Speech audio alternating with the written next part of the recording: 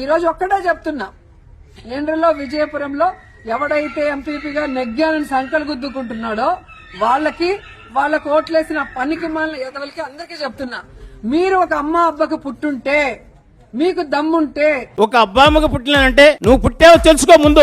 ఏంది ఇది? నీకు అనుమానంగా ఉందా?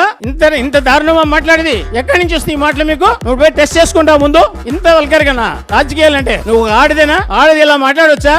ఎలా పడితే అలా మాట్లాడదు. ఈసారి మాట్లాడితే తగిన ఛాన్స్ చెప్తాం. ఇప్పటికే నీకు ప్రజలు బుద్ధి చెప్తున్నారు. ఫైనల్ గా చెప్తున్నాను, జీవితంలో నగిరి నియోజకవర్గంలో నువ్వు గెలిచే ప్రసక్తే లేదు. ఛాలెంజ్ చేస్తున్నా. ఆమె అనుకుంటా ఉంది నగిరిలో మనం ఆడబిట్ట కదా, మనం ఏదైనా మాట్లాడితే చెల్లుబాటు అవుతుందని. అయినా సిగ్గు శరం ఉండాలా? ఆడదిగా పుట్టి అమ్మా అబ్బా గురించి మాట్లాడుతా ఉందంటే ఆమె అసలు ఎట్లా మానవ జన్మెత్తిందో మాకైతే అర్థం కావడం లేదు. ఇంకొక మాట్లాడింది, మేమంట పార్టీలు మారే వాళ్ళమంట. మేము ఒకే పార్టీలోనే ఉన్నాం, నీ వల్లనే మేము పార్టీ మారినాం, వేరే వాళ్ళ వల్ల మేము పార్టీ మారలేదు.